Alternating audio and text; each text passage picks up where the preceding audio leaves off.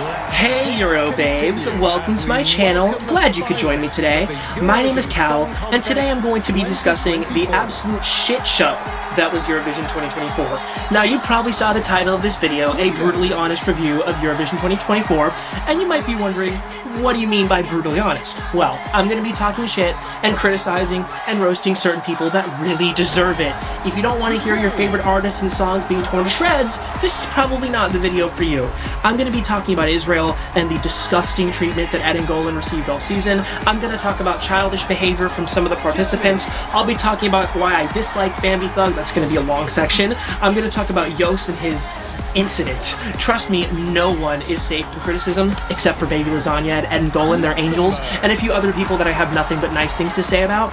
Now, in contrast to what I've said so far, I think this was a really strong year. Most of this video is going to be positive, but there are a few people that really need to be dragged, so that's what I'm going to be doing. If you don't like hearing a different perspective on certain sensitive cultural and political issues, you might want to click off now. I know a lot of people who feel similarly about these things that I'm going to talk about, but don't feel comfortable sharing those opinions publicly. Well, I do, so I will be your voice. If you have any questions for me, or want to leave a comment, or provide constructive criticism, I'm very open to hearing it. Please leave those in the comment section, and please be respectful. That is rule number one. If you're not respectful, your comment will be deleted. I will make sure to respond to all of you. I also want to give a shout out to my fabulous mutuals on Twitter/X. It's still Twitter, okay? Nobody calls it X. It's Twitter. I love all of you very much, and if you want to follow them, I'll leave all of their handles in the description. You're welcome for the free promo, by the way. And if you want to follow me, you can do so at CalMilligan02. So, I'm going to commentate in the style of a top 37 and give my thoughts on every single entry. Yeah, it's going to be a long video. If you want to skip ahead to a certain country, timestamps will be in this video. Feel free to do so. For reference, this was my top 37 before the show.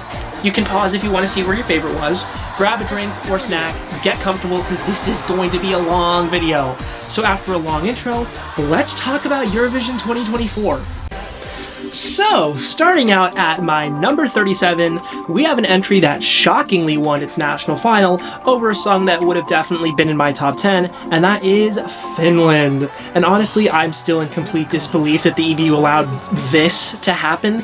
It's not just that Finland didn't pick Saada Sipilä, which was a horrific and unforgivable mistake, but that this entry was so comically terrible that it is hard to believe this was from the same country that sent Cha Cha Cha last year. You would assume that having such a high-quality national final like UMK, which has been fantastic over the last few years, would prevent something like this winning, but nope, that's not the case. Long story short, either UMK needs to rethink their 25% jury, 75% televote system because they sent this garbage instead of sending something that would have done much better, or the Finnish public needs to learn to not vote for something like that ever again.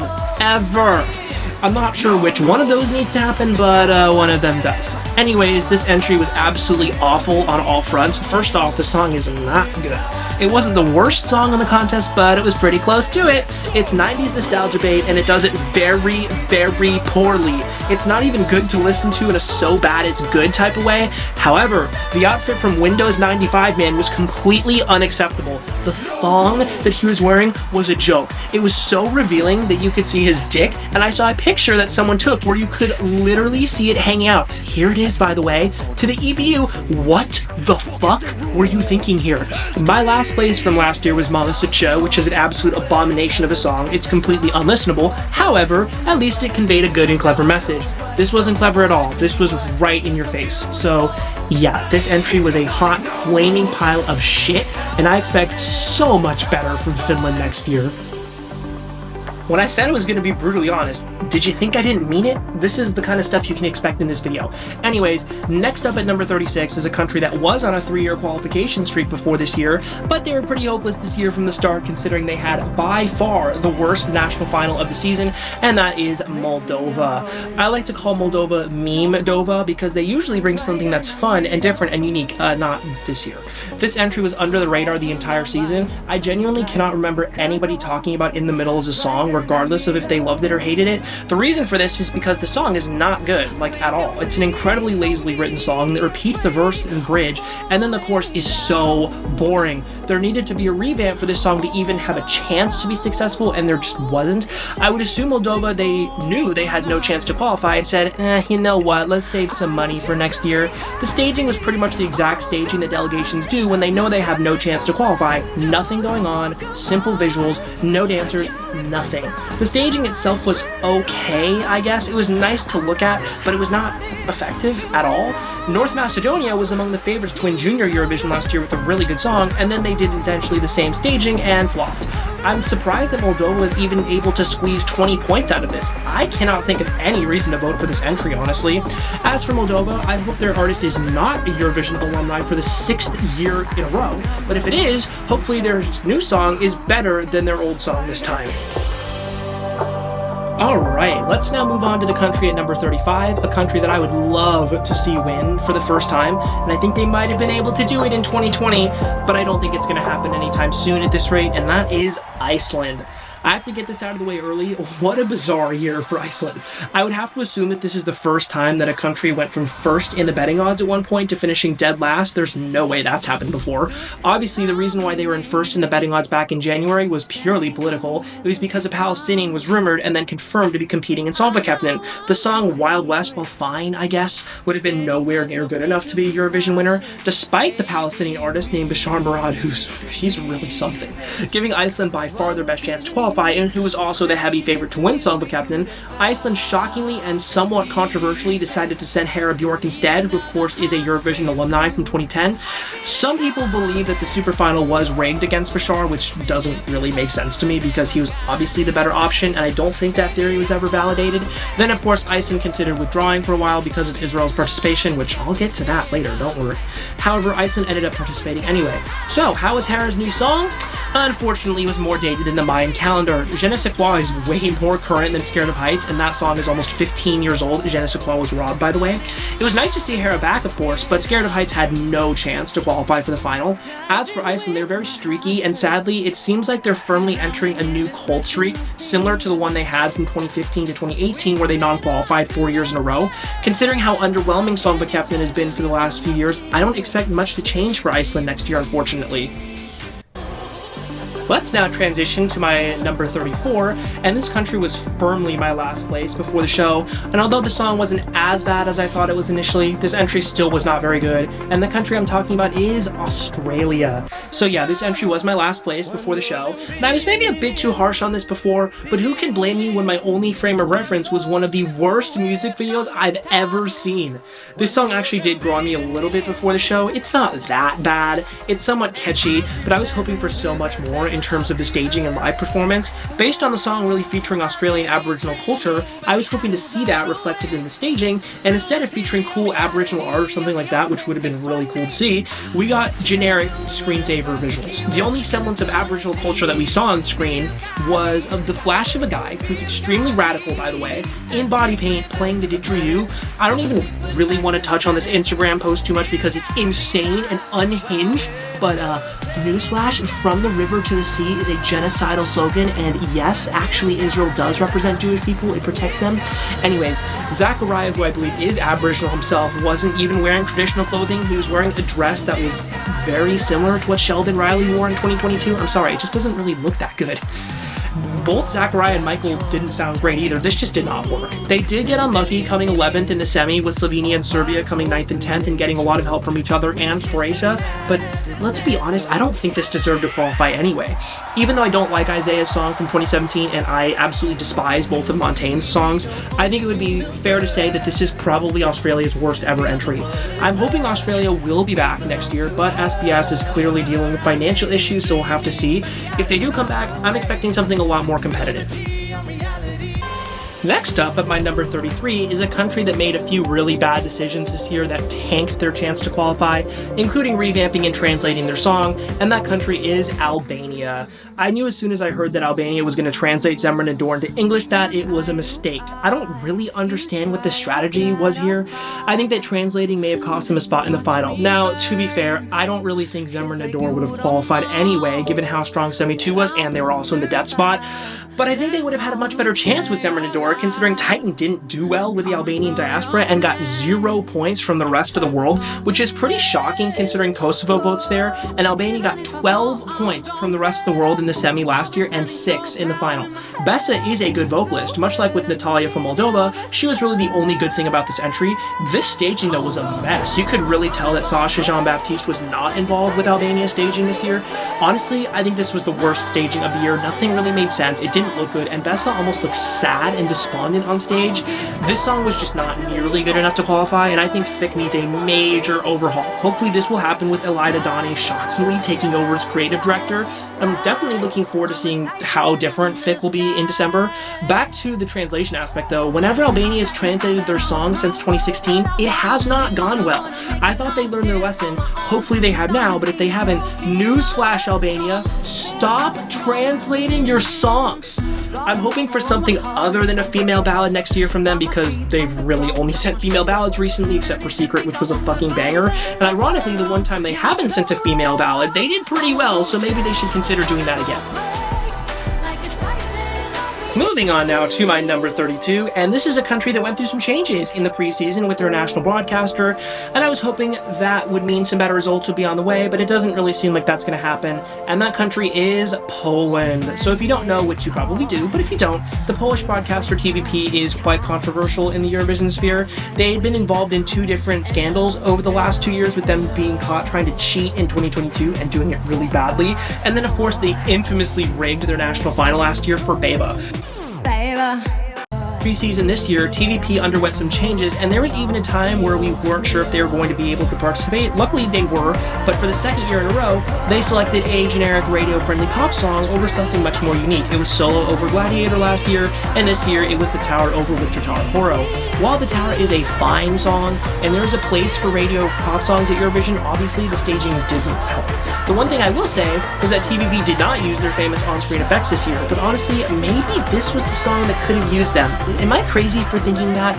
The staging here wasn't the biggest problem, but it was far too busy and clearly strained Luna's vocals. When are delegations going to learn to work within the limitations of their artists? I swear we see something like this happen every year. Speaking of Luna's vocals, they weren't good, which I believe is the biggest reason why Poland failed to qualify.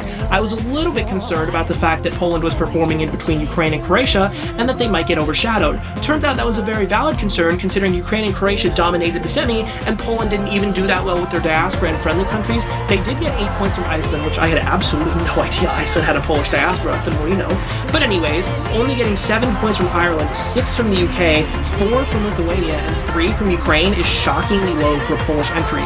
Consider this, in Semi 2 last year, Beba got 12 from Ukraine and Lithuania, and 10 from the UK and Iceland. Beba also got the following tellable points in the final with a terrible running order: 12 from Ukraine, 8 from the UK, 8 from Lithuania, 8 from Ireland, 7 from Iceland, and 6 from Norway. I do believe that TVP made progress in terms of transparency this year because at least they disclosed the results of the internal selection, but I still think they're extremely corrupt and there really isn't anything to prove me otherwise. I really would like to see Poland do well. It's insane that they've never won before given their population, and they have the resources and artists to be just as dominant as Ukraine is, but they just haven't figured it out. But hopefully maybe TVP can get their act together. Kinda have my doubts though. Alright, I feel like none of my opinions so far will be that controversial. Well, that's about to change. Coming in at number 31 is a song that I never really clicked with despite really trying to, and this artist became the face of the hatred towards the EBU, and of course I'm talking about the Netherlands and Joost Klein. Again, this section may be controversial, but if you don't want to hear my honest opinion surrounding this entry and Joost, this is probably not the channel for you. You can also skip ahead past this section because I'm going to drag Joost here, but if you could stick around and hear me out, I would appreciate it.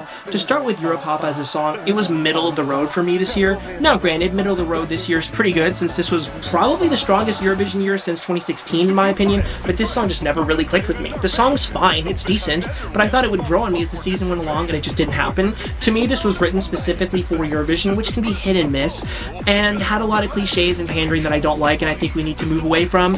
Obviously, it doesn't help that this song is about Europe coming together and how the world has no borders and everyone is human and how everyone deserves to be treated with respect. Turns out he really actually doesn't believe that, or at least he didn't think that Golan deserved to be treated with respect. Why do I think this? Well, Eden was asked an absolutely absurd question in the semifinal 2 qualifiers press conference about if her presence was putting other artists in danger. Again, a laughable and completely inappropriate question. And when the journalist said to Eden that she didn't have to answer if she didn't want to, Joost said, why not?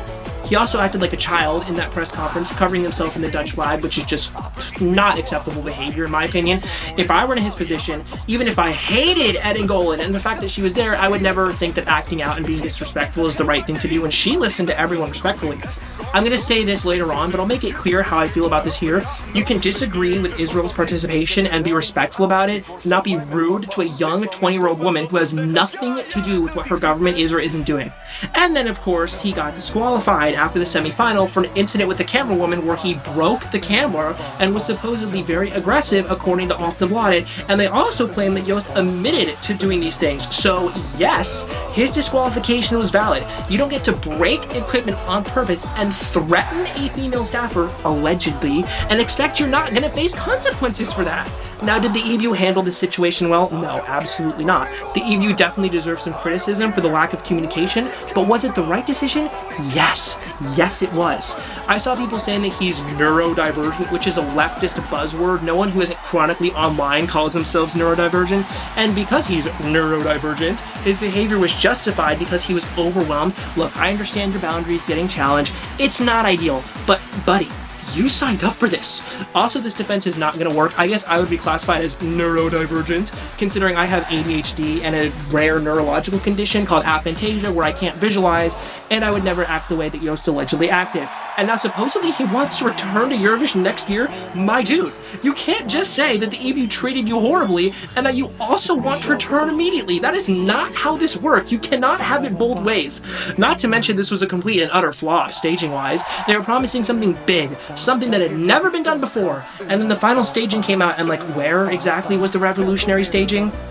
I wouldn't be shocked if the Netherlands doesn't come back next year, but if they do and Joost wants to come back and nothing comes of his criminal case, he's probably going to be on stage next year. Let's now move past that situation, and we move to another controversy, but it's because this country is quite controversial in the Eurovision sphere for a number of reasons. Coming in at number 30 is Azerbaijan, who of course used to be one of the strongest countries in Eurovision, but that period is clearly in the past, and this is back-to-back years now where the Azeri entry's done really poorly. Look, I appreciate that they're trying to find their footing in the contest with their new strategy, considering their old strategy doesn't really work now. They also can't cheat anymore, so that is a factor. For the last 2 years, they've sent songs that were homegrown and actually written by Azeris instead of buying songs from Sweden and giving it an Azeri flair, but something about this new strategy isn't working. The last 2 years for me with Azerbaijan songs has been really disappointing considering how historically good they are in Eurovision. Both this song and Tell Me More last year were not nearly interesting enough to qualify from a semi-final of only televoters. I like that they finally sent a song partially in their language this year. That's encouraging, but I feel like progress is moving at a snail's pace there right now. I think their strategy should be to send something that is televote bait or something super over-the-top ethnic, something in the same realm as Truth by Chingiz, which is still a pop, or maybe something like Matahari or Cleopatra. Why should they take my advice? Well, last year, if you read my post-show comments on Germany, which I'll leave my 2022 and 2023 documents in the description if you want to read them, I said that Germany should send a jury bait song to escape the bottom, and that's pretty much exactly what they did, and it went pretty well. I also think Azerbaijan should look at what Armenia is doing and try to do something similar. I feel like Armenia has been doing what Azerbaijan is trying to do for the last 3 years, and Armenia's done pretty well. What about sending an Azeri version of Jaco? That song was very cultural, and casuals would eat it up. And of course, Armenia did really well this year, coming 8th. I know Azerbaijan is mortal enemies with Armenia, but just because they hate each other, it doesn't mean that Azerbaijan cannot learn from Armenia. You have to at least give yourself a chance to qualify, and they haven't done that for the last 2 years. I hope that they don't revert to what they were doing before, but I wouldn't be surprised if they did, given this is the first time they've ever non-qualified 2 years in a row. Alright, next on the chopping block is arguably the country that flopped the hardest this year. I had them in my top 10 before the show, but everything that could have gone wrong did go wrong, and the country I'm talking about is Belgium. I'm still shocked at how badly this flopped. This is truly one of the worst cases of a delegation completely fumbling the bag that I've ever seen. This seems to happen often with Belgium. The same Walloon broadcaster that was responsible for this disaster had the exact same thing happen in 2018 with Senek as well. When I heard the studio version of this song and saw the visuals in the music video, honestly, I thought this could have been a dark horse winner. It has everything that a jury looks for, and these types of dark pop entries have historically done well on the televote if they are staged correctly. Spoiler alert, it wasn't staged correctly, like at all. It looked like Belgium was trying to replicate rhythm inside, and it also looked like they'd done that pretty successfully. Musti appeared to be an experienced and confident performer. However, this could not have gone worse. This was a catastrophic failure. First of all, Musti's vocals were bad. They weren't awful. You can get away with shaky vocals with pop songs, but not with a song like this. In order for a song like Before the Party's Over to succeed, the vocals need to be good, and they were not. Not to mention the staging. I was a little bit concerned about the staging for this, considering Belgium, especially the Walloon broadcaster, has a very shaky record when it comes to staging. Turns out I was right to be concerned because this staging was not good. All of the interesting stuff we saw in the music video was just not present on stage. The outfit was bad too. I was expecting some sort of story to be told, since they did a good job with that in the music video, dressing him up in a more feminine way in certain scenes. But again, this was not good enough. I think it's pretty safe to say that the Walloon broadcaster is clearly worse at this point. Jerry Makiese's staging in 2022 was also extremely underwhelming. I'm happy to see that it looks like Eurosong is coming back with the Flemish broadcaster next year, since it was really good in 2023, but both broadcasters need to learn how to stage, or else Belgium is not going to win anytime soon. Let's move on from the disaster that was Belgium, and let's now move into my stand country. I absolutely loved them last year and nailed my prediction on them, but this year it was a little bit of a different story. Wondering what my stand country is? Well, coming in at number 28 is Estonia. Fis minus ten pullup with Nendes narkitikumides ete me kulmidagi. Estonians, let me know how I did. This ranking is nothing against Estonia. I love Estonia, both in Eurovision and as a country. If you want to know why that is, since I have zero Estonian connections, it's because I went there to Tallinn in 2022 and loved it and fell in love with the entire country. However, ranking objectively, I can't put this any higher, I'm sorry. I still like the song, it's really fun, different, and unique. However, this was such a mess on stage. The juror in me just cannot look past that. I do think I tend to think more like a juror than a televoter. That doesn't mean I hate fun. I mean, I love fun entries. Who the hell is Edgar was my number one last year by a mile. This entry looked messy and chaotic at Estival, and I was hoping that it was going to be cleaned up and more cohesive on the Eurovision stage, and that just did not happen whatsoever. I didn't mind the visuals on the LED. The pink and green was a good contrast, and there was really no way to effectively convey the message of the song, but the vocals were horrendous. No wonder this finished last with the juries, which is really saying something considering Finland was also there. Last year is very obvious that Estonia made the right choice in Estival. Alika, who was my number 2 last year, finished in the top 10, and deservedly so, because Bridges was a masterpiece. Ollie definitely would not have finished in the top 10. This year, I don't know, man. I think Ollie could have done decently well, considering there was only one pure rock song in the final, which, to be fair, was Rim Tim Tagidim, but who knows. Of course, I'm going to be eagerly waiting for Estival. I can't wait to do my reaction to it in December, and I really want Estonia to win, but I might have to wait a while for that to happen. The next country I'll be talking about is definitely not one of my stand countries. There is no love lost here between me and this country in Eurovision. This country has frustrated the hell out of me ever since I started watching this contest, and that country is Denmark. And I think it's time to make this official. Denmark is the worst country in Eurovision right now. I think that's fair to say, considering they now have the longest non-qualification streak with 4 since Georgia, Latvia, and Ireland all miraculously broke their long NQ streaks this year. They also haven't sent an interesting song since at least 2018. That song was also kind of generic, but hey, at least it had cool staging. However, recently they've sent hyper-generic songs every year, which has frustrated me immensely. If you read my post-show comments on Denmark in 2022 and 2023, I dragged the ever-living shit out of them, especially last year. I'm not quite going to do that here, but I'm still going to do it because they deserve it. Denmark, you guys fucking suck.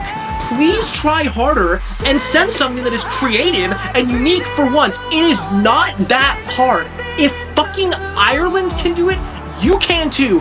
Good God, get your shit together. Oh, thank you for listening to my Denmark rant. Denmark's situation would be a little different if they were actually trying, and one of these two a few of these non-qualifications were not deserved because Georgia should have qualified last year and in 2017, Ireland should have qualified in 2022, and Latvia should have qualified last year as well, even though I'm not a big fan of that song. None of Denmark's recent non-qualifications feel undeserved to me. I think all of them are justified, and honestly, I don't think that Love Is Forever should have qualified either. I also don't think they're really trying that hard. Sand was the best song they've had since Higher Ground, but it was still very generic and was essentially a Melfest reject. In a televote-only semifinal, if you're not going to give us interesting visuals or a unique song, you should not expect to qualify. I think they might have qualified if juries were there, but Denmark feels lost right now. They're completely directionless. The visuals here were fine, I guess. I'm confused why they put up a shot of Saba's twin on screen instead of having her be on stage. That could have gotten you a couple extra points, but nothing about this was up to par. Drastic changes need to take place in Denmark if this ship is going to be turned around anytime soon. DMGP has been an absolutely abysmal national final for years now. There are never any interesting songs. I know the Danish broadcaster DR has no interest in winning, but I mean, do they also have no interest in qualifying either? Because it sure seems like that's the case. I said it last year, and I'll say it again. If you send another generic song next year, you are going to be my last place, and I mean it this time. Once again, get your shit together. Moving on from the absolute shit show that is Denmark, let's now talk about a country who made a baffling decision in the offseason last year, and they paid the consequences for that decision making immediately, and that country is Spain. As soon as Zora won Benidorm Fest, I was almost positive that Spain was going to be coming bottom 5, and I was correct. I knew this wasn't going to go well. I'm sorry, Spain, but I think y'all probably saw this coming. Don't get me wrong, Zora is not a bad song. It's pretty decent, but this type of low-energy, monotone song is pretty much never going to go well at Eurovision. This year, it kind of felt like Spain was saying, well, you guys paid us dust last year for sending art with Blanca Paloma, so screw you, we're going to send something that we like, and we don't care if you like it or not. It's an interesting strategy to say the least. This was really never going to go well. This is not jury or televote friendly. Even with the interactiveness of the song, which is pretty much a guaranteed way to get televote points, Mary's vocals were better here than they were at Benidorm, but I can't help but think about what Spain left behind at Benidorm Fest. I think St. Pedro could have easily challenged for the top 10 if the staging was improved, especially considering how well Yolanda did with the juries. I think St. Pedro's song would have done better with the juries than Yolanda did, and that's saying a lot coming from me who adored Yolanda. I'll get to her later. I also think Angie and maybe Jorge, aka Mel Chanel, could have done better too. The staging here was fine. It was a little bit of an upgrade from Benidorm, but this was just not impactful enough to escape the bottom 5. For some reason, after last year's disappointing result, Spain got rid of their old head of delegation, Eva Mora, who was responsible for Slow-Mo, one of the greatest performances in Eurovision history, and Spain's best result at the contest since 1995 for Ana Maria Bordas, who was their HOD from 2017 to 2021. Keep in mind that the results during that time were 26th, 23rd, 22nd, and 24th. Add this year's results in, and that is 5 consecutive bottom 5 finishes under this lady's watch, and she's never even been outside of the bottom 5. And this lady is also responsible for the crime against humanity known as Do It For Your Lover.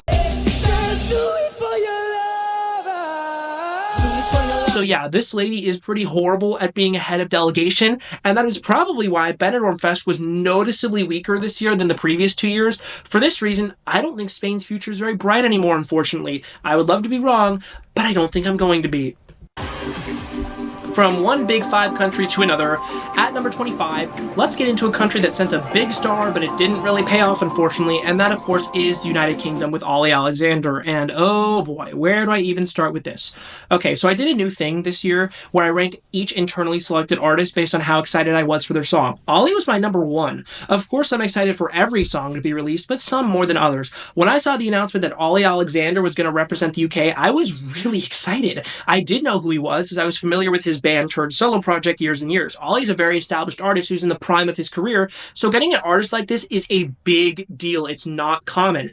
However, when Dizzy was released, I was very underwhelmed and really disappointed. It felt like more of a song that is made for radio and not for Eurovision, which when you're sending a song to Eurovision, it's not a great strategy. I also thought Dizzy would grow on me as the season went along, but I just never really revisited the song. I didn't have any desire to listen to it again. I had faith in the British delegation though, and they came through with very good staging. It was very cool and unique. It looked like an MTV Music Video Award Show performance. However, this performance was so gay. A little bit of gay is not a problem. This is Eurovision after all, but this was too gay. It looked like a man named Gabe Horn. Hey, ESC Gabe. Normally, I don't care about overly sexual performances. It doesn't really bother me most of the time, but this was so over the top, and it showed when they got 0 points in the televote again, and they weren't even close to getting points either. Their highest televote score was 14th with Ireland, which is really saying something. Ollie's vocals were also not good at all. It's the second year in a row where the UK's vocalist has flopped live. I hope this disappointing result doesn't discourage more established artists from participating in the future, but this song was just never good enough. Sorry for how my voice sounds in this clip. I am sick, and my audio here just disappeared randomly for some reason, so I have to re-record this audio. Sorry about that.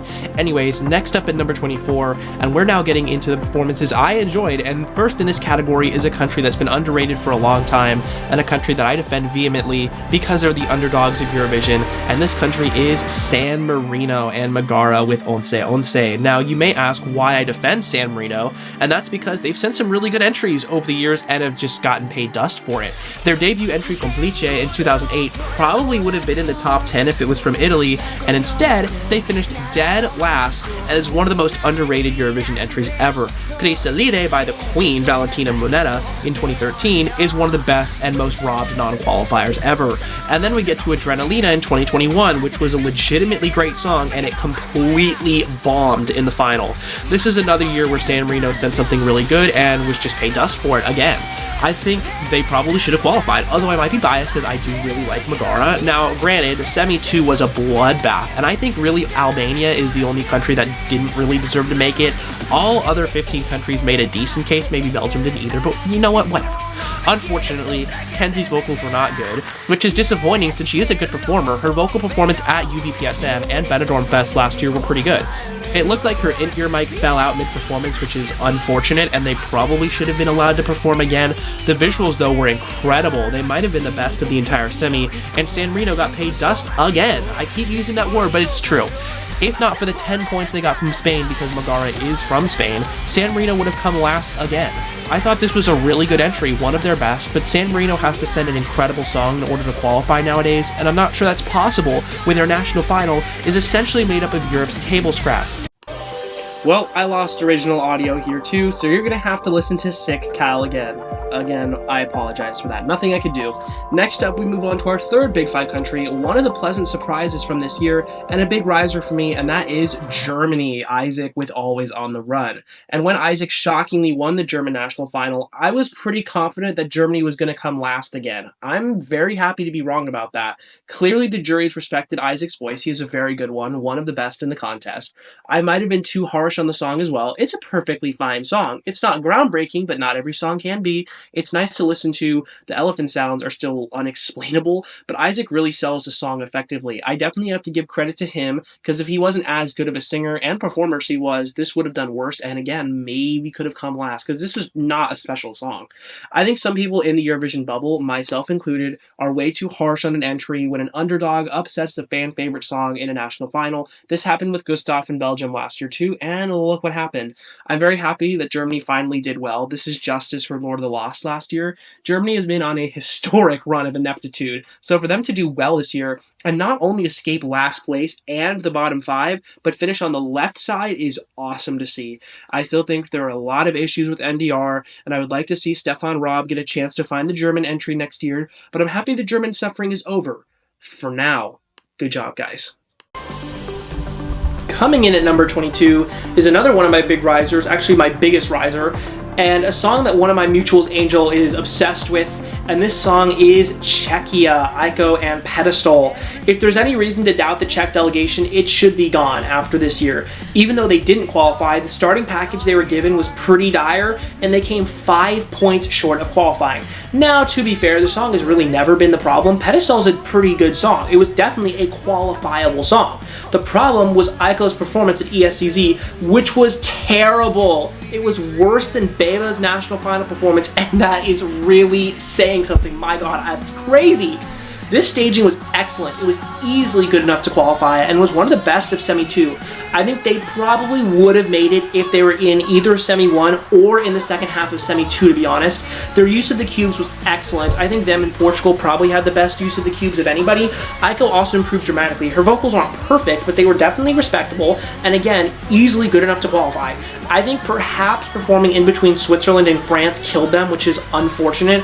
I have heard there is a rumor that they will withdraw next year, which would be a real shame. Czechia is one of my favorite countries in Eurovision. I really feel like they could win at some point since they send X Factor entries. There was a rumor that they had to finish in the top 10 last year to secure funding for this year. I'm not sure if that rumor was ever confirmed, but hopefully it wasn't true. But interest in Eurovision in Czechia is still really low, so I wouldn't be surprised if Czechia withdraws, but I really hope to see them in Switzerland next year. Now, in contrast, at number 21, this country is one of my big fallers, and that's because the staging was really underwhelming, and that country is Greece, falling a whopping 17 spots down from number 4.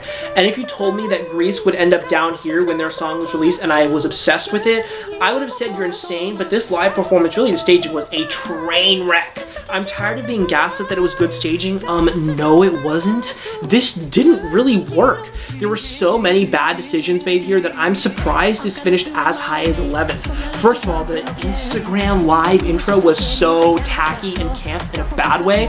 Why would you do that? It's baffling decision making. The visuals were also really ugly. It looked like psychedelic colors from the 90s. I was hoping for something to showcase the meaning of the song, or at least something like the music video, which was brilliant. That was the best music video of the year, and none of those ideas were incorporated into the staging. It's basically the same thing with Austria and Who the Hell is Edgar last year. Fantastic song, incredible music video with so many great ideas, and none of them are brought to the stage.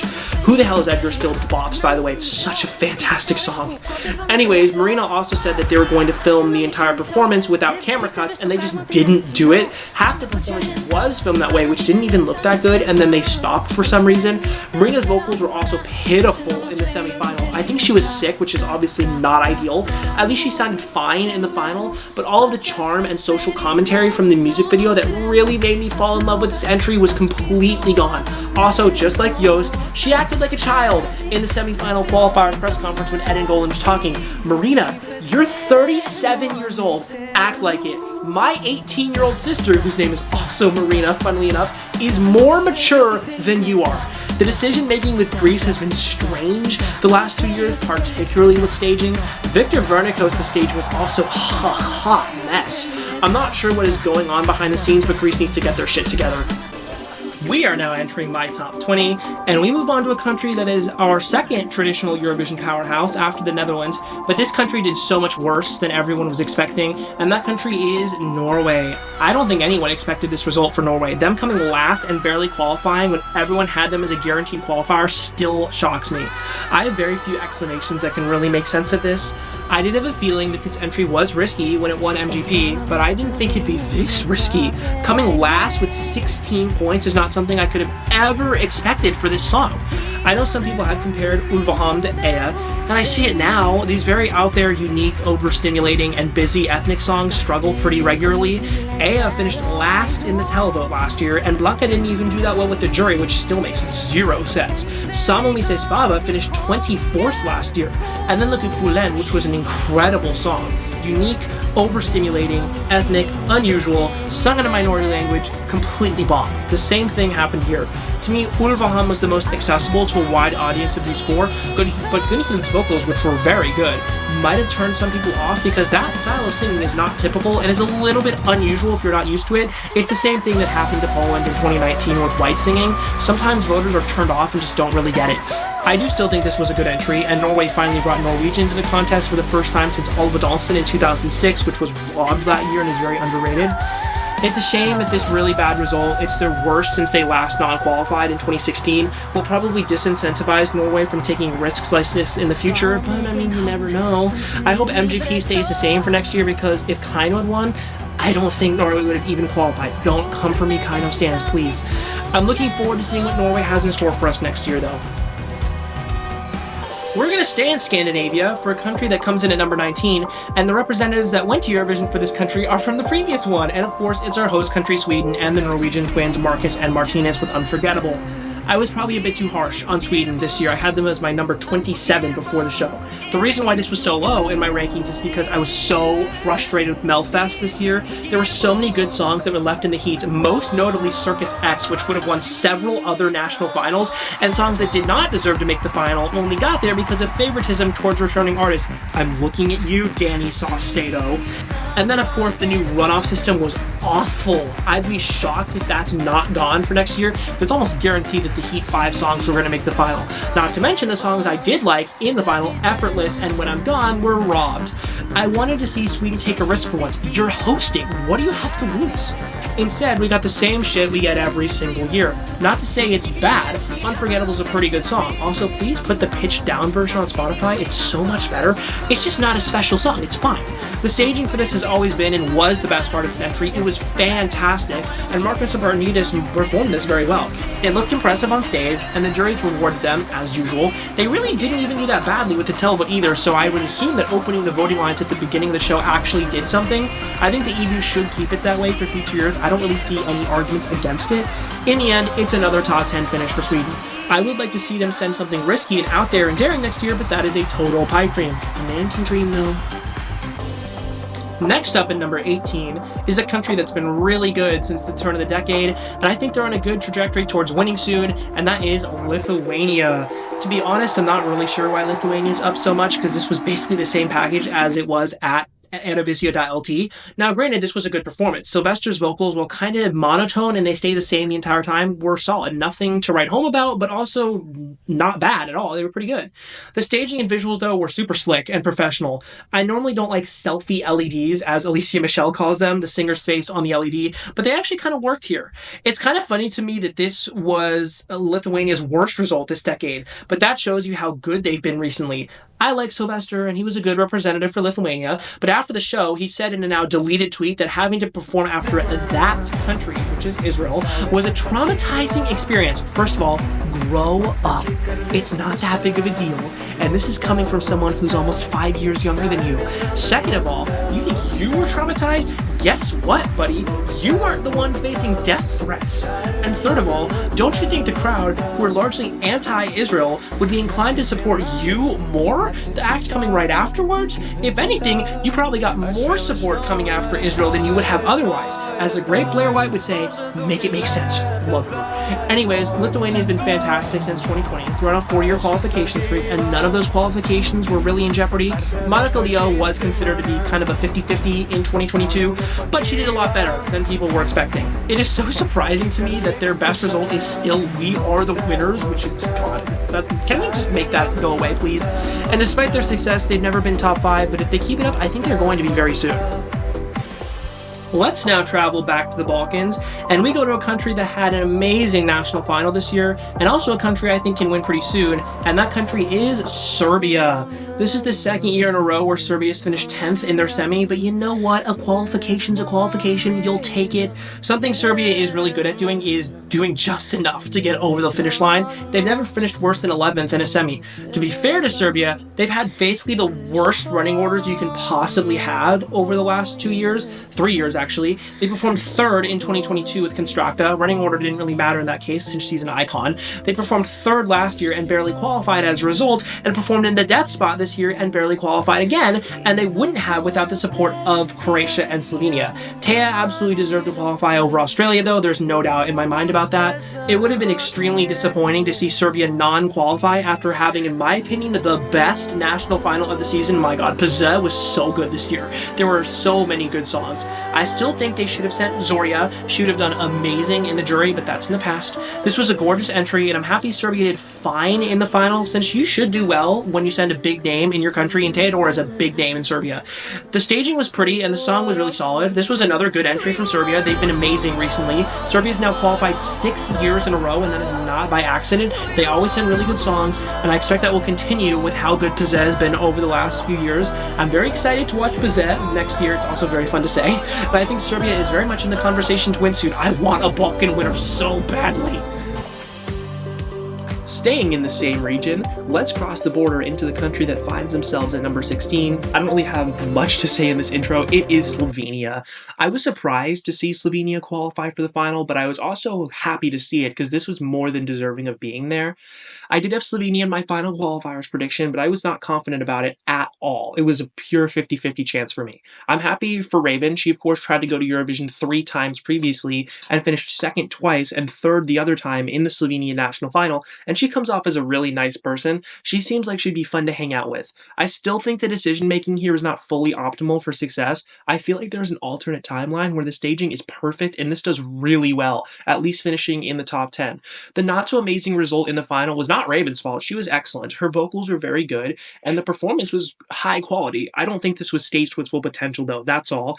The staging, while pretty, was too bright for most of the performance. It didn't really tell the story of the song. It was a very meaningful song that it just didn't really convey on stage, but it's okay.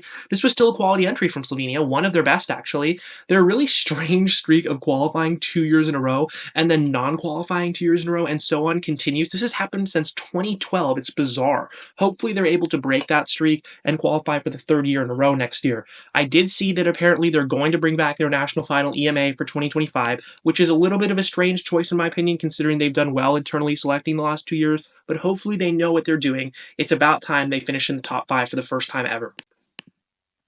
Let's now move on to a country at number 15 that's been fantastic with their songs the last 3 years, but unfortunately the execution on stage hasn't quite been there. Not to say this wasn't effective, because it was good, and the country I'm talking about is Austria. I'm happy Colleen finally got her opportunity to go to Eurovision and qualify for the final, because this has been her dream for a long time, and she seems like a lovely person. She was respectful towards Eden, which very few people were, and I think that's a really brave and courageous thing to do considering the current climate we live in. Some people seriously think that not being horrible to Eden is unforgivable. Y'all suck. I'm just gonna say that. Also, to the people that hated on her for promoting We Will Rave Day, which she didn't even create, you're fucking pathetic. Rosalind does not own June 22nd. I'm not surprised this kind of underperformed considering we had a lot of female-led pop songs this year. Many of them had dance breaks, and to me this was the worst of the dance break songs. I think Georgia, Cyprus, and Malta were all executed better. Obviously Malta wasn't in the final, unfortunately, but you get the point. We Will Rave is a slightly better song than Liar and Firefighter in my opinion, but they weren't that far apart to make up for the fact that Cyprus and Georgia were both better live. Also, if you told me before the show either Malta or Austria would qualify, which one would you prefer? It's Malta for me every single time. I love that song.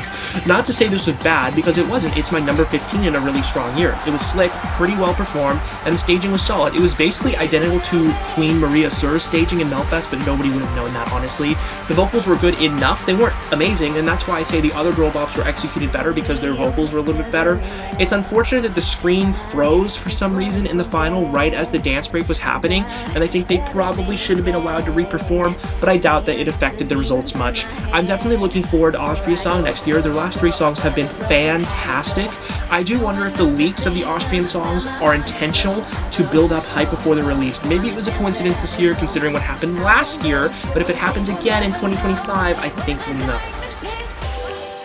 From one girl bop to another, we go to someone I was really impressed with this year with her level of professionalism despite her young age, and of course I'm talking about Celia Kapsis and Cyprus. I'm very impressed with how well Celia did. I don't want to say I doubted her, but I will say that I'm skeptical about such young people going to Eurovision, especially after it didn't go very well with Victor Vernikos last year. She proved me wrong, since in my final qualifiers prediction I left Cyprus out. This was such a professional and polished performance, you'd have no idea that this girl's 17 years old. I also want to give a shout out to Celia for also being respectful and nice to Eden. It's not that hard, guys, to be a normal person. This is the first entry that I really want to put in the top 10, but I just don't have room for it, unfortunately. I was a little bit critical of the rehearsal clip because the camera angles were really bad. Fortunately, the Cypriot delegation cleaned those up a little bit, and this looked better. This was well done all around. The staging was nice. It was simple, but this song did not need complicated staging. Make everything easier and less complicated for your young artist, and good things are going to happen. Celia's vocals were not outstanding, were solid and stable the whole way through. The dancing was pretty good as well. Everything about this was well done and effective. The decision making here was good, and that is why Cyprus qualifies pretty much every single year. They qualified 8 of the last 9 contests, despite having a population of just 1.2 million. That is not a coincidence. Their population is actually more like 900,000 without northern Cyprus, which is effectively under Turkish occupation, which makes what they're doing even more impressive. This girl op thing that they've done has consistently been working. I don't think they're going to win if they keep doing this, but they're in the final every single year for a reason. They send good songs. Well done, Cyprus, and well done, Celia. Well, I haven't had any controversial or potentially divisive opinions in a while, so it's time for what will be my most controversial and divisive opinion of the entire video, except for my take on Israel, of course. Don't worry, that's coming later. At number 13 is Ireland, Bambie Thug, and Doomsday Blue. Before I tear Bambie to shreds, I will warn you that if you like this person, you're not going to enjoy this part very much. I would suggest you either click away or skip forward if you don't want to hear it. I'm going to make it clear right now that I cannot stand this human being. I have numerous issues with her that I will summarize here. First of all, I'm slightly right of center. I don't really like to put a label on my political beliefs, but if I had to, I guess I'd call myself a moderate conservative. I'm fiscally conservative and socially moderate, if not slightly left-leaning. For reference, here's where I am on the political compass, so I'm definitely not some extremist. You can't call me that. I'm relatively moderate, and I like to hear both sides. Bambie and people like her fully encapsulate everything that is wrong with society. I am fully supportive of real trans people. I do not support children transitioning. That is a whole different topic that I don't want to touch on here, but as an adult, I don't have a problem with it in the vast majority of cases. It's none of my business. If you make the effort to pass, I will use the pronouns you want me to use for you. When it comes to non-binary, it is a political term, and if you can't see that, yikes.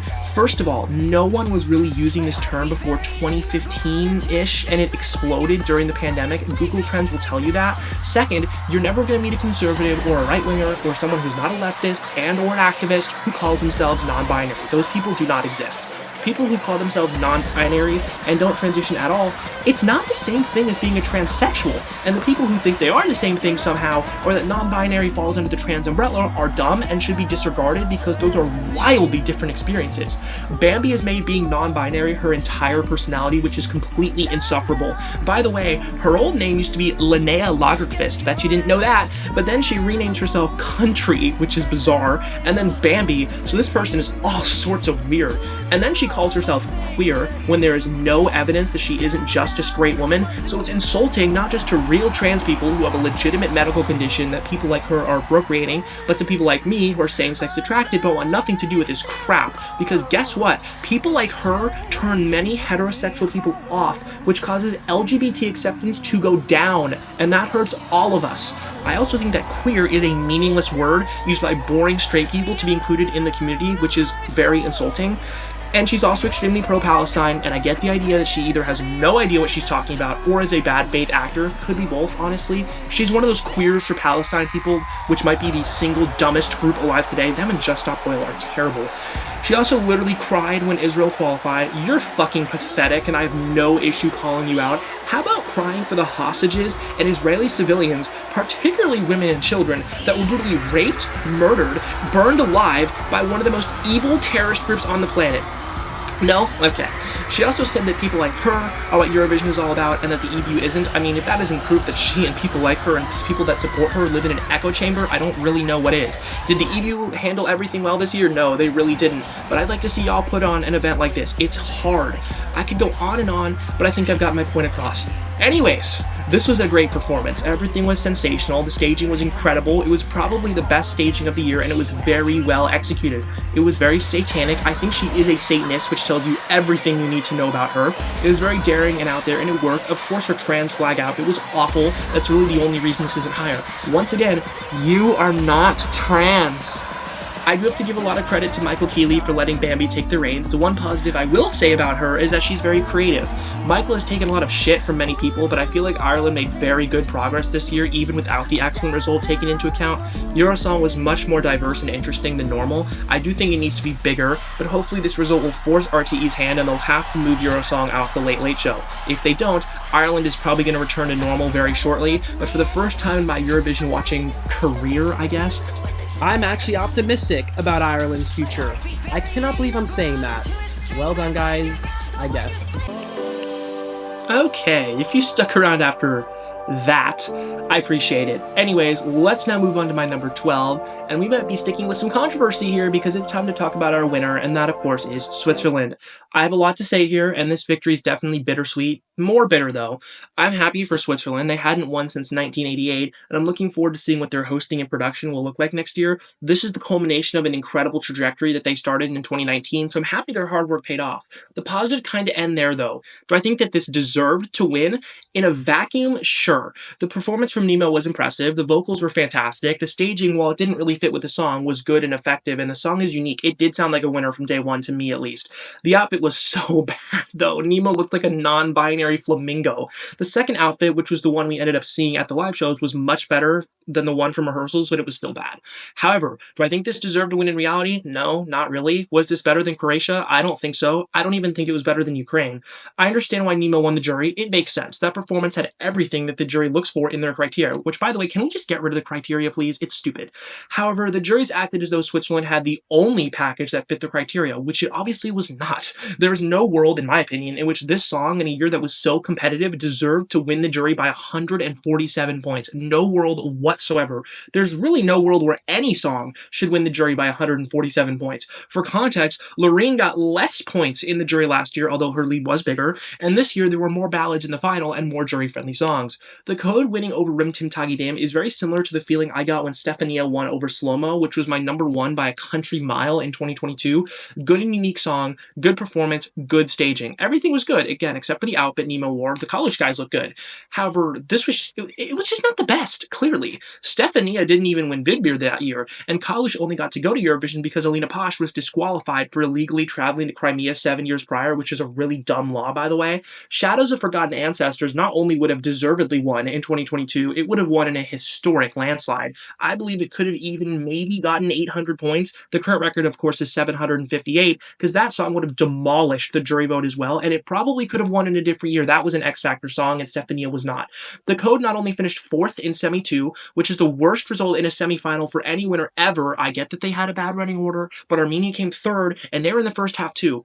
But they also finished 5th in televoting in the final with a perfect running order, which is the worst any winner has ever done in that category as well. France even beat them, albeit by 1 point, but Switzerland had more televote appeal and lost to France in the televote. No country who finishes 5th in the televote should win Eurovision. I'm sorry. It's the second year in a row where the jury has completely negated the will of the public. When the overall winner wins only because they have a huge jury score and finished more than 100 points behind what the televote winner got, we have a problem. It's the second year in a row that this has happened. Something needs to change. Long story short, I don't think this is a great winner. That's not going to change anything, of course, but it's just how I feel.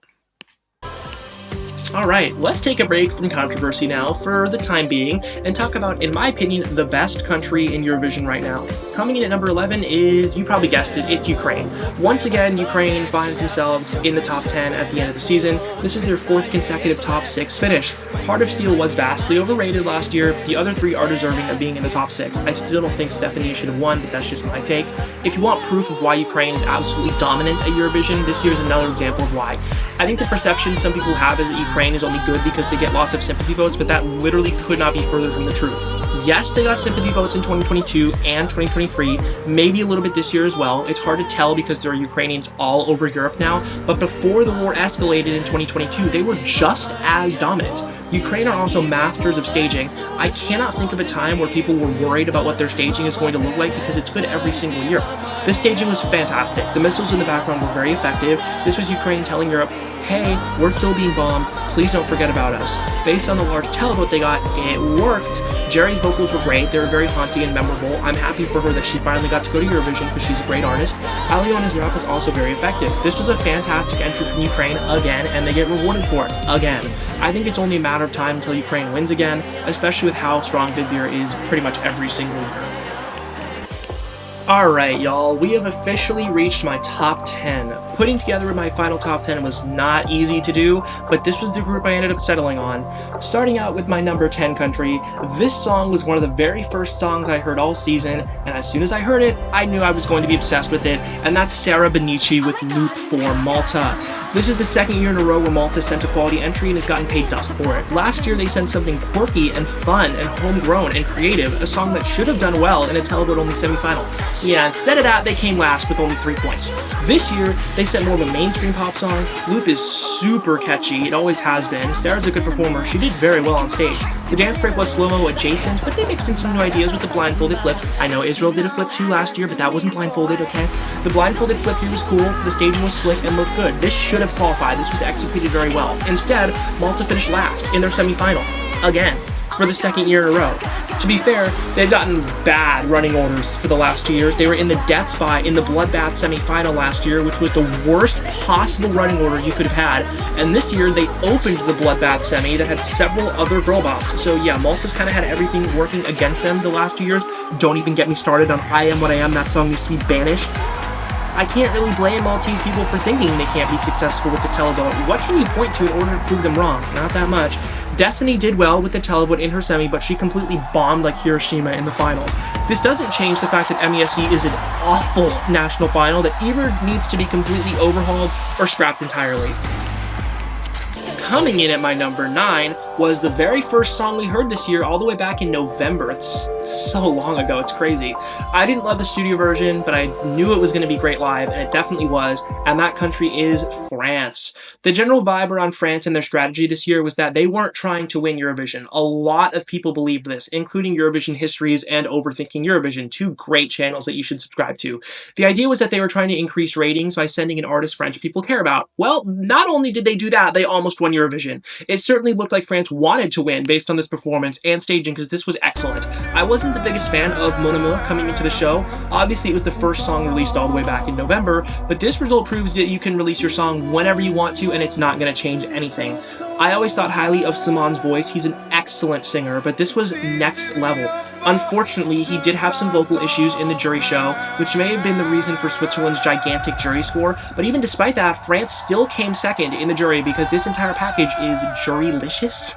It does make me think that if Simon had a perfect run-through like he did on the night of the final, maybe he could have eaten into Nemo's jury score enough to make Croatia win. Probably not, but I can hope, okay? I was wowed by the thing he did, standing away from the microphone, even though he'd done it before, but for casual viewers, I'm sure it must have blown them away, and the ending part to this song gave me goosebumps. This was so good on so many levels, and France deservedly finished in the top 5 because of it.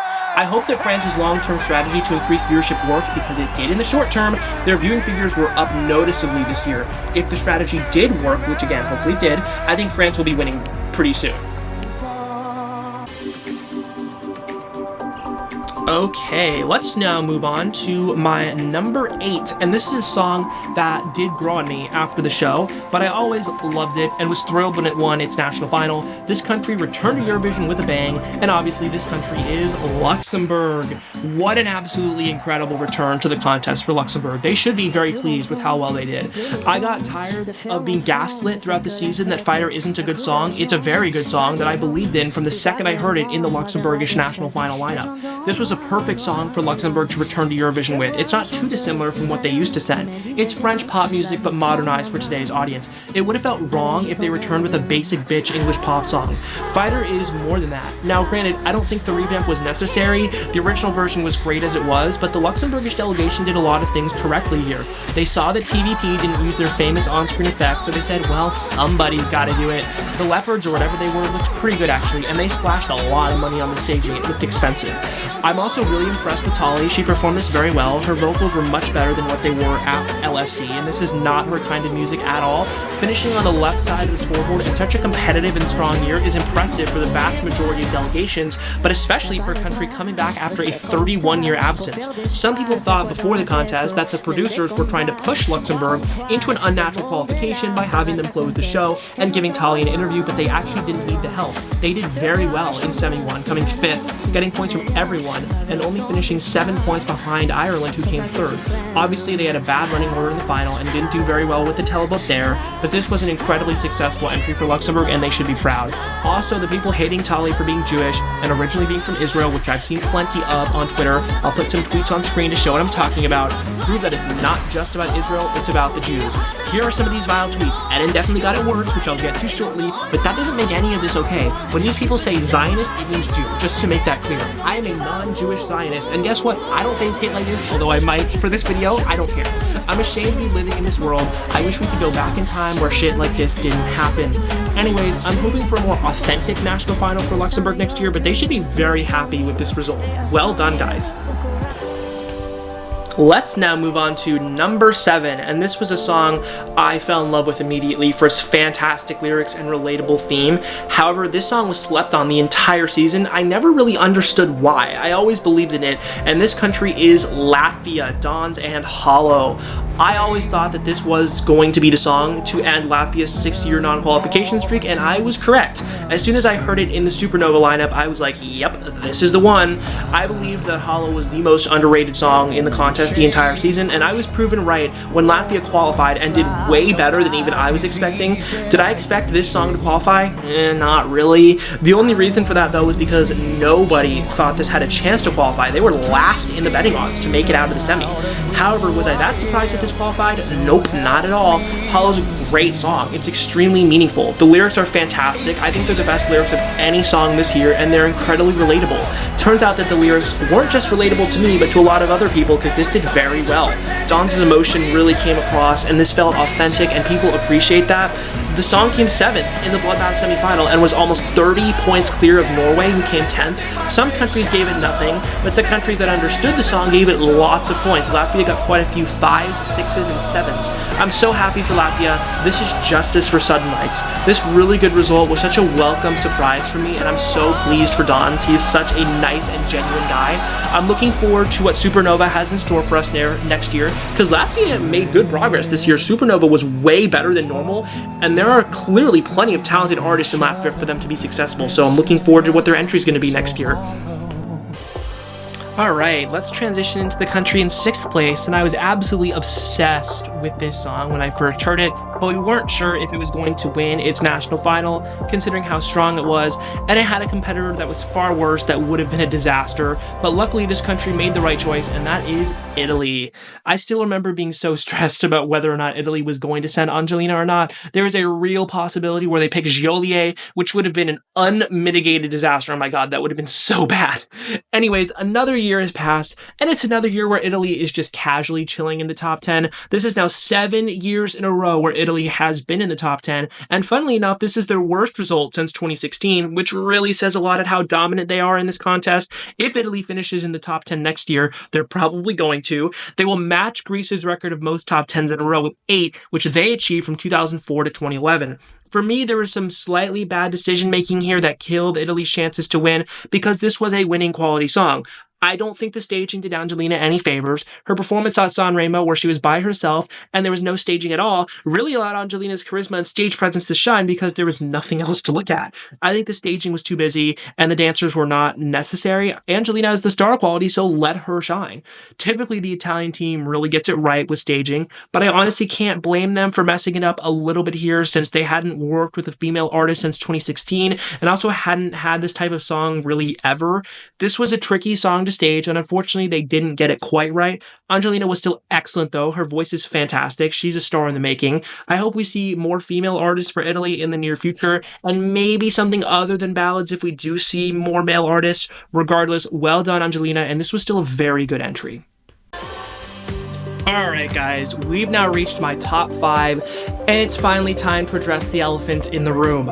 I don't think any intro is needed here. It's time to talk about Israel.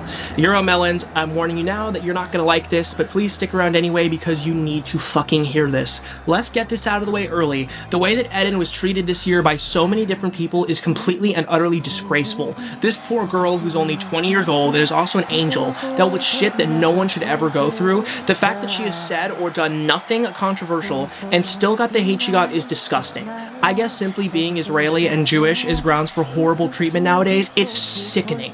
I want to give a quick shout out to my good friend Aura on Twitter for putting together a comprehensive thread of all the abuse and disgusting things said about Eden. Thank you so much for putting this thread together, girl. You saved me a ton of time. I just want you to take a serious look at these tweets. Here they are, live, loud, and in color. Take a very long look. This is what one side is advocating for. If you think any of these comments are acceptable or justified in any way, you are an awful person and you're morally bankrupt. Respectfully, fuck off. Bullying someone, and especially violently threatening someone for their nationality, country of origin, and or religion is never okay, ever. I would never do that. Even though I am no fan of Islam for obvious reasons, I would never bully a normal Muslim. Maybe it's because I actually have a functioning moral compass. If Russia came back to Eurovision next year, even though I wouldn't agree with it, no shit Sherlock, I would never think that bullying, harassing, and calling for violence against the Russian artist is an okay thing to do, especially if they hadn't even talked about the war. Speaking of Russia, I also seen some criticism about Eden living there for a time as a child, which first of all, a child has zero control over where they live, and second of all, I would encourage you to watch this fantastic interview Eden gave. I'll leave a link in the description. I was so impressed with her. She's amazing. In which part of it, she talked about her experience living in Russia, and spoiler alert, it was not good. She and her family also moved back to Israel as soon as Russia invaded Ukraine, and Eden's mother was born in Ukraine. I bet she didn't know that. Despite this, Eden was placed on Ukraine's kill list right before Eurovision. Awfully convenient timing, if you ask me, for illegally traveling to Crimea and performing there, again, as a literal child. Make it make sense. Back to Israel, though. It's not like Eden is publicly endorsing what the Israeli government is or isn't doing. She's very outspoken about bringing the hostages home, which is a very noble cause, and she's saying October Rain right after Eurovision in a hostages rally. October Rain is, of course, about October 7th, and so is Hurricane, but in a less obvious way. But she performed October Rain at a location named Hostages Square to raise awareness for the hostages. If you have any problem with any of that, reminder that she didn't write either of the songs. You're awful. Bring all of them home now. In my view, people bullying Eden are anti-Semitic. There's just really no way around it. If you disagree, I'd love to know why, because I think you're terribly wrong. If your answer is, but the Palestinians, I think you lack a lot of perspective and have tunnel vision. I want to also shout out another one of my good friends on Twitter, Omri Hachman, for this thread, debunking Israel Breaks Rules and ESC Dizzy, who blocked me for absolutely no reason. I never even interacted with him, criticizing some of the comments that the Israeli broadcasters made during the show. The delusion is really off the charts here. You can pause if you want to look at any of Omri's points in particular. Moving past that, though, you can disagree with Israel's inclusion and be respectful about it. Some people were, which I respect your right to disagree with me. That is a fundamental right of living in a Western society. However, so many people, including multiple artists who I've touched on already, were not. I believe that the watermelon crowd live in an echo chamber and have no perspective on what is actually going on and who they are supporting, and the massive televote for Israel proves it. The silent majority rose up and made a statement. It proves that we will never stand for anti-Semitism, and that the majority of Europeans and Westerners stand with the Israeli people in their fight against radical Islamic jihadist terrorists whose explicit goal is to murder every single Jew on the planet, and they'd also murder me for being gay. You hear that, queers for Palestine? By the way, just so you know, I'm not Jewish. I have absolutely zero Jewish DNA, so I don't have any preconceived biases. I'm very aware of the history of this conflict. One side has literally rejected every single peace deal offered to it. I'll let you guess which side that is, and it's made it crystal clear which side to stand with. Anyway, if the juries voted normally this year, which they did not, this would have done better and maybe could have won. Now granted, this song would never get 323 televote points in a normal year because it's just not that kind of song, but I think it's also fair to say that this song would also never only get 52 jury points in a normal year. This would have done very well with the juries under normal circumstances.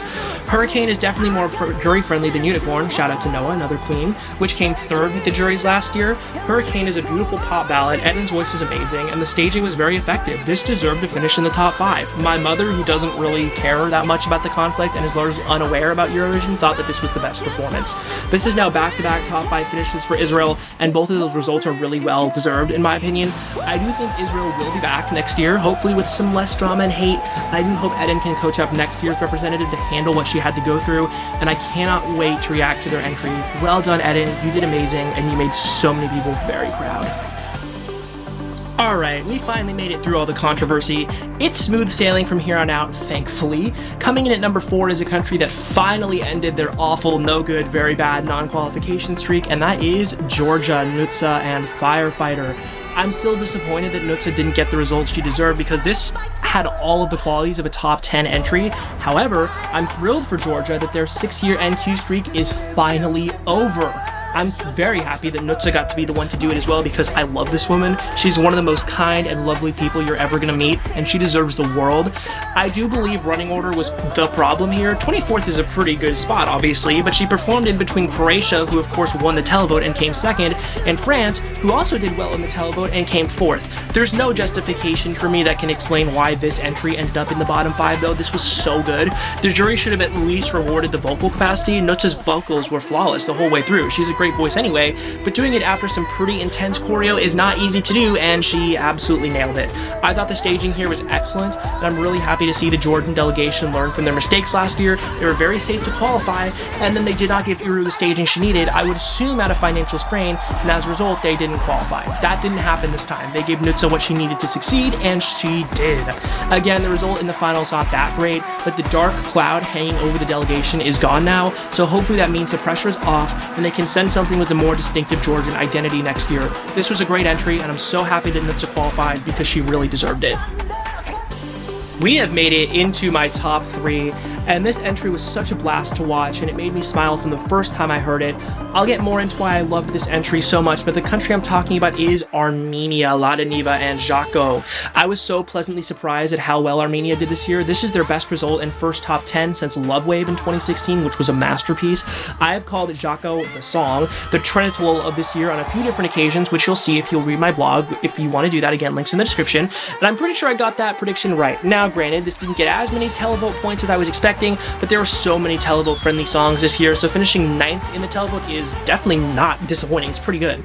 I was very happy to see the juries actually appreciate this, though it was a little bit surprising to me, because first of all, this kind of song does not really get jury love very often, and second of all, I wasn't sure if the repetitiveness of the song would hinder it, but it clearly did not. Jako is such a fantastic performer. Her magnetism and charisma is off the charts. I don't know if it's just me, but she really reminds me of Manisha in the way that she performs. She's so magnetic and entertaining. You're never going to get bored watching her. She comes off as so likable, and I think that may partially explain the good jury score. This entry fully encapsulates why I love Eurovision so much, especially as an American. Seeing the traditional costumes and culture and hearing a language like Armenian that I would never hear otherwise is really what Eurovision is all about. I would never see something like this outside of this contest, and it's so amazing to have Eurovision as a platform for culture to be shown off on a world stage. Everything about this entry was Armenian to the core, and I hope Armenia sends more stuff like this in the future, because if they hit the sweet spot, I think they can win for the first time really soon. We're down to 2 now, and coming in at number 2 was probably my most satisfying prediction. No, it actually was my most satisfying prediction. I predicted as soon as this entry was chosen that it was going to do way better than people were expecting, and I was correct. At number 2 is Portugal, Yolanda, and Grito. This result was so satisfying for me. I tried to tell anyone that would listen that Yolanda was going to pull in Alika and finish in the top 10, and I don't think anybody took me seriously. Well, look who is right. Yours truly. I was also right about Alika coming top 10 last year, so maybe I know what I'm talking about when it comes to ballads. I'm so happy that the juries actually appreciated Portugal's art this year. It doesn't fully make up for Mimikat's robbery last year, but thanks to this, I'll forgive it. It still doesn't make it okay, but it hurts a little less now. Grito is a masterpiece. I believed in Yolanda this entire season. Her voice is absolutely incredible. I think she was one of, if not the best vocalist in the entire contest. The big note she does at the end of the song and then into the soothing ending part is phenomenal. That is flawless songwriting. The staging and styling at Festival de Canção was perfect, and fortunately they didn't really change anything, which was the correct decision. Everything about this entry was masterful, and again, I'm so happy the juries recognized it. Portugal is now on a 4-year qualification streak, and there is a reason for that. This is their longest qualification streak ever, by the way, and their delegations made some excellent decisions recently. Portugal sends what they like and stuff that is culturally authentic to them. I really enjoy the taste of their culture that they send to Eurovision every year, and they're quickly becoming one of my favorite countries to watch. This result, and some of the other great ones they've had recently, proves that the Portuguese strategy is working and that Festival de Canção is producing great entries every single year. I would change absolutely nothing for next year, and I hope the public will support Portugal more in the future. This was an incredible entry, and Portugal should be very, very proud. And finally, we have made it to my winner, and honestly, it's not close, like, at all. It should be no surprise who it is at this point. It is, of course, Croatia and Baby Lasagna with Rim Tim Tagi Dim. I talked earlier about how Who the Hell is Edgar was my winner last year, and it also wasn't close, and I thought I was never going to get over how Taya and Selena only came 15th. I certainly was not ready for this. I don't know if I'm ever going to get over this, honestly. Now I know how the Katia fans felt last year. It still feels horrible almost 2 months after Eurovision. It felt like a sucker punch on the night of the final. When is Croatia going to get this chance again? Probably never. This is going to pain me immensely for a very long time. I saw a comment from someone on Twitter saying that Greece won Eurovision for the first time in 2005 after coming third in 2004. This is a different scenario. Greece had also finished third in 2001, while Croatia had not been in the top 5 since 1999 and the top 10 since 2001, which was before I was born. That's crazy to think about. Croatia has struggled in this contest for years, and them missing out on a once-in-a-lifetime chance to win is truly devastating. This chance is not going to happen again for a very long time. It's like Cyprus in 2018. I truly believe that this should have won with all of my heart. To me, it's clear as day who should have won here. It's basically the same feeling I had with Spain in 2022, and Chanel not winning, it doesn't really make sense. This will go down as an all-time robbery in the size. Look, I'm not just saying all of this to hate on Nemo. I don't have a problem with Nemo and Switzerland winning in a vacuum. I don't think Switzerland is an unworthy winner, but it is when compared to this. I've been with Marco since the very beginning. I saw the potential in him and in this song from day one, and spoiler alert, this is now my favorite Eurovision entry ever. I'm also saying it because this was the best song and the best performance, and the public and audience agreed. Have you ever seen an entire arena dance like they did during this performance? Because I haven't. Baby Lasagna's vocals were very, very good. His charisma was fantastic. The camera angles were clean. The staging was excellent. The LEDs were creative. This was perfect. This was the Eurovision winner's performance. People said that the juries needed to be reformed last year, and I'm all aboard that train now. Choo-choo, let's leave the station. Finishing third in the jury and first in the televote should always give you the win. 547 points should also almost always be enough to win. It would have in 2016, 2018, 2019, and 2021. The juries this year were horrendous. It was purely political the way they voted. Did Nemo really deserve more points than Loreen? No, not really. I'm sorry, not really. Nemo was good, don't get me wrong, but that kind of jury advantage just should not ever happen. Switzerland had a 155-point advantage over Croatia, and even a 147-point advantage over France. It's absurd. There is no way for Croatia to catch up. They would have needed 382 televote points to win, which is pretty much impossible to get to, especially in a year like this. Katia last year, with everything working in his favor, got 376. So yeah, I'm still pissed off about this result. I am now fully on board with the 60-40 split. The public should have more of a say than 5 people on a jury. At the very minimum, the juries need to be expanded to 10. I can't describe how proud I am of Marco. The level of improvement he displayed since Dora is remarkable. It really doesn't happen very often. When I talked about this song in my national final winner section, which again, link will be in the description if you want to read it, I said that Baby Lasagna would win the semifinal, which he did, Croatia's first ever semi-win. He could win the televote in the final, which he also did, getting points from every single country, the lowest of which was 5, averaging 9.1 points per country, and could be the Katia of this year, which he is, the lovable fan favorite and public winner who was royally fucked over by the jury, giving his rival a lead he could not overcome. I mean, the top 2 from this year was literally a carbon copy from the top 2 of last year. The same exact thing happened again. Congratulations, everyone! We watched Eurovision 2023 Part 2. Did the scriptwriters just say, yeah, well, remember all the controversy about Sweden winning last year over Finland? Yeah, that was awesome. Let's do that again. Can we not next year, please? My god.